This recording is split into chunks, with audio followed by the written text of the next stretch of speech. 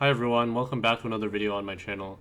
In today's video we're going to be discussing some strategies to quit video games or get your video game addiction under control, and we're going to be doing this tier list style, so let's get right into it. So the first strategy we're going to be talking about is the 90-day detox.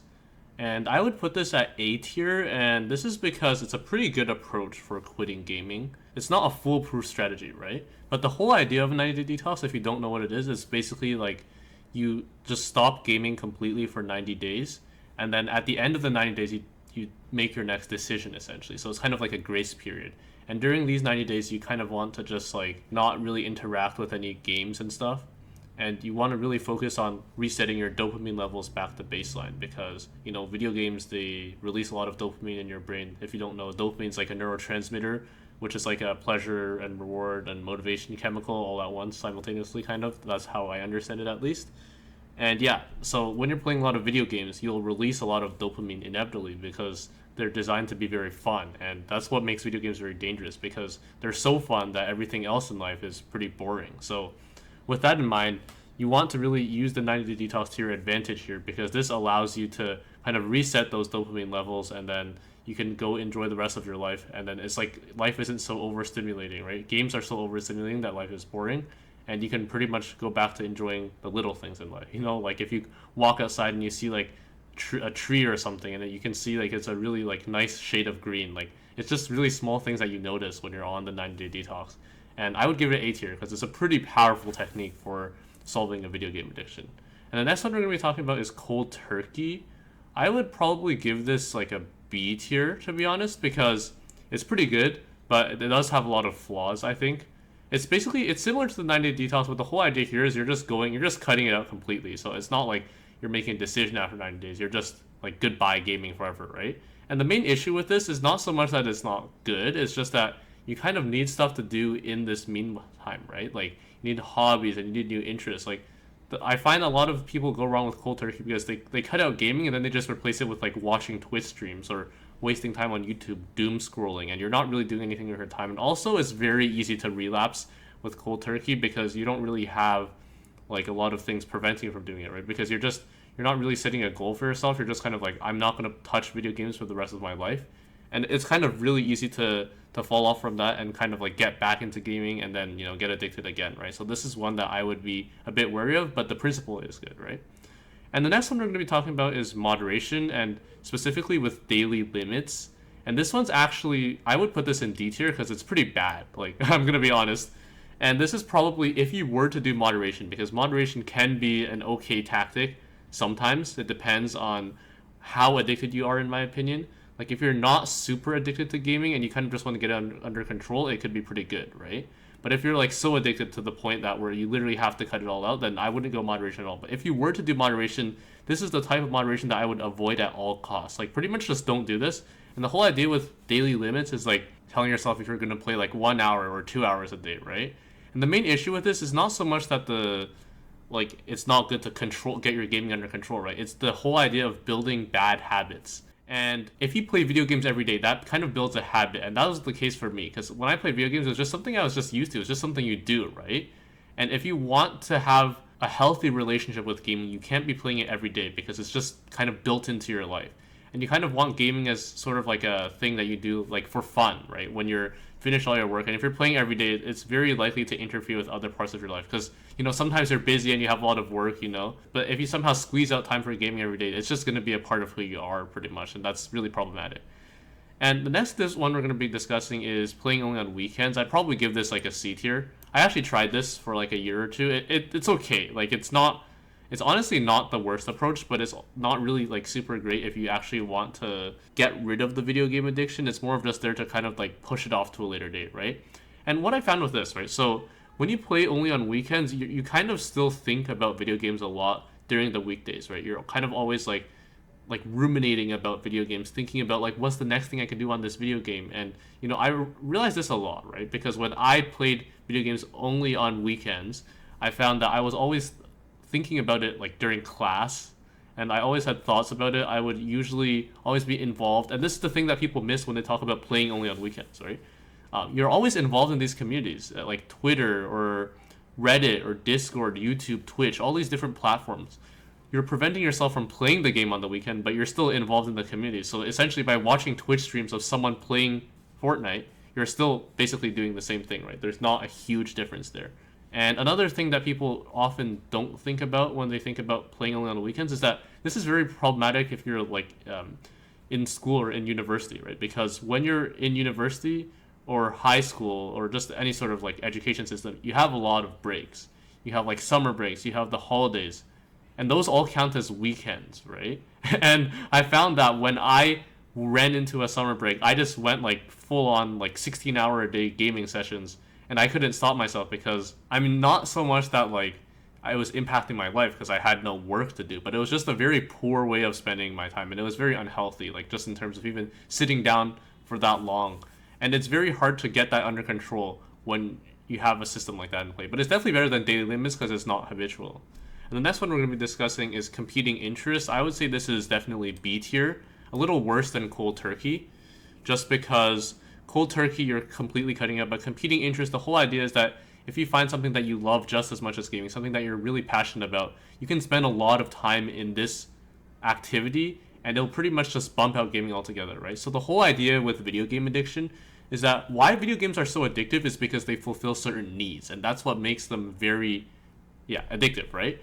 So as an example, if you're someone who's not really like that, achieving that well in real life, for example, like maybe you weren't doing the best in school, you know, your friends, like you don't have that many friends and things like that, you'll find ways to replace that in video games. So for example, if you find yourself to like not be achieving much in the real world, you'll get achievements in real life, right? And if you don't have many friends in the real world, you can make online friends like in your video game. And these are certain aspects that basically video games provide you what you want, but like a worse fake version of it. So that's why competing interest is quite important. And I believe it should be combined with other strategies, which I'll discuss later. And this is like something that's really important, right? Because if you can pull off the competing interest, you could honestly like, it's pretty much like if you don't cut out gaming altogether, you can pretty much go moderation with it and you'll probably be fine, just because if you're not really reliant on video games to fulfill certain needs, it's just kind of there like in excess, or it's kind of like watching a TV show or watching sports or something. Like it doesn't really impact your life because you're not fulfilling existing human desires. That these are primal desires from humans, right? Like think about like a need for like friendships and achievement. These are things that are like inherent to humans and like the primal part of your brain, right? I don't remember much from my psychology class, but like, you know, like it's more of like the fight or flight response kind of thing, right? That's kind of how you want to see it. And the next one we're talking about is moderation, but playing after finishing work. I think this is honestly worse than daily limits somehow, just because, you know, most people don't have that much work. If you're working a 9 to 5 job, if you're going to school after you finish homework, you could literally play until 3 a.m. and that's like just it does seem to work, right? But like that would pretty much mean that after you finish your work and all your like daily stuff, like I don't know, going to the gym if you are going to the gym. But I don't find that like if you're addicted to gaming, it's honestly pretty hard to have like the rest of your life in check, right? So after you finish your mandatory stuff, like I don't know, like going to lectures and then, you know, finishing your assignments, you just jump right to gaming. And this is pretty problematic because usually your sleep is affected. I know a lot of gamers don't have the best sleep schedules, and you would like, for example, let's just say you have let's take a look at high school, right? So let's just say you had classes from like 9 a.m. to 3 p.m. You get home, do like 3 hours of homework, 6 p.m., right? 6 p.m. you play until 3 a.m. and that's like 7 hours. Like you should never be playing like over 5 hours a day. And this does seem to be pretty common with playing after work, because at least with daily limits, like you're setting some sort of limit on yourself. With this one, there's basically no limit at all, right? It's just like, I mean, like in theory it sounds good, but I just highly would not recommend this.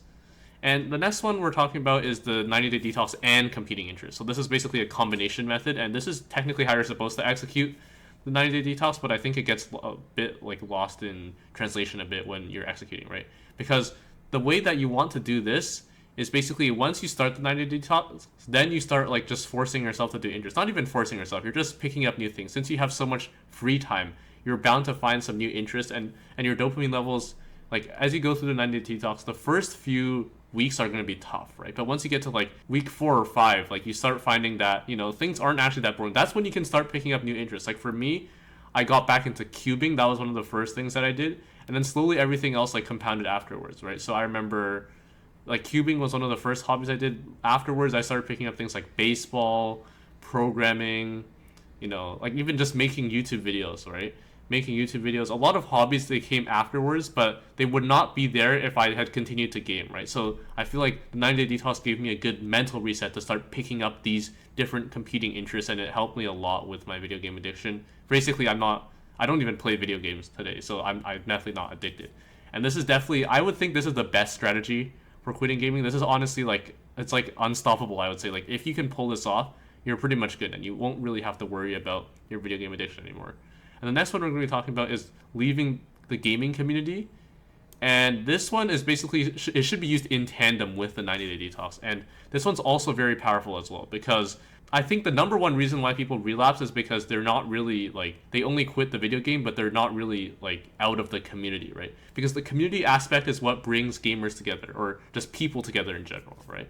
And if you're in a gaming community, you can kind of feel like a sense, like a shared sense of, I don't know what the word is, like a shared sense of like fulfillment and a sense of belonging, right? That's what I'm looking for. Yeah, the sense of belonging is what I'm talking about.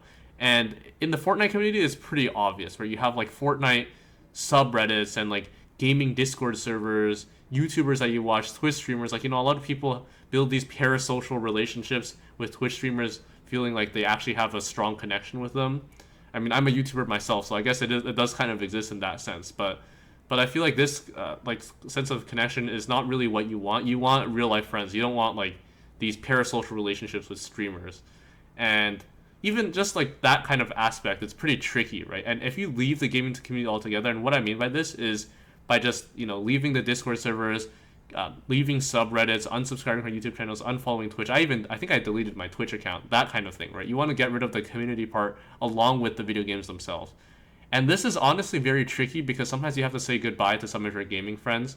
And if they're good people, maybe you could still keep in contact with them, but you have to make your boundaries very clear. You got to tell them that, like, hey, look, I have a video game addiction, and I can't play it anymore because it's ruining my life, and I hope you understand that, right? And if they don't understand that, maybe it's best to cut ties. But if they do, then maybe you can keep them as it's up to your discretion. But do keep in mind that the community aspect is what's really powerful, and it's kind of a double-edged sword. So it's not really something that you should be taking lightly. It's something that you should be considering a lot when you're quitting gaming. The next one we're going to be talking about is journaling, and I think this is a very great tool. I would put this in A tier. It's not like a make or break kind of thing, but it's something that you can really keep track of your feelings, your thoughts and feelings and emotions. And these are definitely really important, because when you're going through the 90-day detox, this is something that you're going to struggle with a lot, right? There's going to be many ups and downs. There's going to be days where you're feeling like over the moon, and there's going to be some other days where you're just feeling like complete garbage, right? And that's something that's very difficult to handle. And journaling is like a nice outlet just to get your feelings out there, kind of like just like releasing all your thoughts. And if you're going through rough times, you can just, it kind of feels like the journal like has you there, right? And it's just a good way to keep track of your progress as well, because when you're going through the 90-day detox, there's a lot of things that you pick up, right? There's like, okay, maybe this day I got like a new hobby, or maybe the next day, like, I was going through a rough time. I had a lot of cravings and urges. And it's just good to keep track of these things, just to know how much you've progressed, and also just like letting out all your feelings and all like the difficult, feelings, emotions, and stuff that you have, and kind of like you're kind of just venting in a way, right? And it's definitely very helpful for that, because sometimes you just need that source, like a source of venting, just to get all your thoughts out. And I think it's a great tool. But yeah, it's definitely very powerful journaling, I would say, and it's definitely A tier. And it doesn't, I would say it doesn't go above the 90-day detox though, because you have to do it first to get into journaling in the first place. And the next one I'm going to be talking about is the Game Quitters Discord, and I would definitely give this A tier, maybe after journaling, just because the Game Quitters Discord, it's like the number one thing that it does for me is that it just provides a sense of accountability, and it kind of gives you a sense of community that you'd probably miss from the gaming, right? A sense that all these people together, like, we're all trying to fight our video game addiction, and we're just trying to get together and, help each other out. And that community aspect is probably like the number one factor for trying to get rid of a gaming addiction, right? You need people to hold you accountable.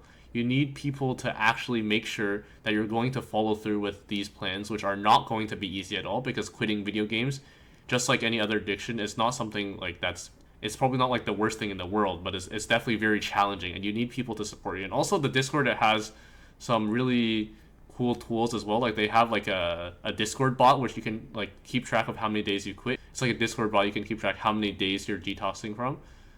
Like, you know, if you have like a 360-day streak from playing video games, it kind of gamifies like that aspect of it, right? But it is like that tool in particular, maybe you don't really want to think about the number of days that you've quit gaming. It's kind of, that's another thing I want to talk about. It's like the whole mindset shift, right? You don't want to see yourself as someone who's trying to quit video games. You want to see yourself as someone who just doesn't play video games. And that's a perspective that I take in, right? When I talk to people, I don't tell them that like, oh, I'm trying to quit video games. I tell them like, oh, I just don't game. And just seeing that is just like a really good mindset shift. And that's what you want to be careful about, just like these sorts of streaks, right? Like you know, like 90-day streak. And that's like, it is a good tool to help you. I definitely did do it in the beginning. It's kind of trivial, to be honest, whether or not you track it, but it's a nice thing to have for sure.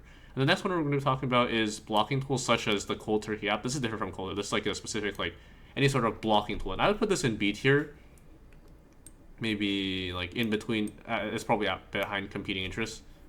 And I think this tool is pretty good, just because any sort of blocking tool, it basically allows someone to have additional friction between them and the video game. And that's really, really important because, as you know, willpower can only take you so far. You can't do willpower all the way. And I've known this personally because when you try to brute force quit gaming, it just doesn't work, because I've uninstalled Fortnite many times, right? I've told myself I'm not going to play it, but I always go back. But if you have additional friction between you and the video game, it makes it so much easier. As an example, in the past, I uninstalled Fortnite, and it's one button away. It takes like 30 minutes to install. Like, that's nothing, right? But the time when I quit gaming, I uninstalled Fortnite, then I deleted the Epic Games Launcher, and that's already a pretty big step in the right direction, because that just gives you an additional thing that you have to avoid in order to, you know, stop gaming, right? And that just makes it a lot harder to get back. And then after that, after the 90-day detox completed, I decided that, okay, I'm going to lose my Fortnite skins, I'm going to lose all my Fortnite progress, but I'm going to delete my account. And after you delete your account, that's an additional step that you have there. And it's not to say that just because you deleted your account or you uninstalled the launcher, or I don't know, you used Cold Turkey to block that application, like the video gaming application, it doesn't mean that you'll never touch gaming again. It just makes it a lot harder. And if you have the additional friction in place, that makes it so that, you know, you can use a little bit of willpower, because we don't want to rely on willpower, but, you know, in dire situations, like you're still going to have to stop yourself. You can't rely 100% on friction. But it's definitely a very helpful thing to use. It's a helpful tool, but it's not going to get you all the way there. It does require some work on your end, right? And the last one we're going to be talking about is the Stop Gaming Reddit. I would say this is definitely at least a B tier. I think it's slightly worse than the Game Quitters Discord, just because the community is pretty large, right? 20,000 people. But also Reddit kind of acts like as a pretty good place for advice. I mean, it really depends. It's Reddit, right? So like you can't expect that much from Reddit, but it's like a lot of gaming addicts there, people who are struggling with a video game addiction. They definitely provide some helpful resources, ideas on how you can get started on this journey to building a more fulfilling life. And yeah, it's a pretty great tool. I just don't like the aspect that it's like there's too many people there, you know? I feel like the Game Quitters Discord doesn't have nearly as many members, so it's a more like tight-knit community, which is why I prefer it over the Stop Gaming Reddit. But I've definitely used the Stop Gaming Reddit quite a bit. They have a lot of great suggestions, a lot of great people there helping you quit video games. Every once in a while, there's always someone who like jumps in and says that like, oh, actually, you know, I'm able to, like, you know, video games aren't bad or anything. But I think they're kind of missing the point, right? We're not here, even on my channel, I'm not here to say that all video games are bad and they're evil or whatever. I'm just here to help out people who are struggling with a video game addiction. And I believe that like we shouldn't like argue about these kinds of things, you know, just help out the people that need the help. And that's what this channel is all about, you know, really helping those in need. And, you know, we're not here to villainize video games. We're not here to say all video games are bad. That's totally not the point. It's just more of, you know, providing the resources to people who need them. And that's really all for today's video. I hope this was helpful. If you did enjoy it, consider liking, subscribing, and commenting down below. And I hope you have a great day. Bye.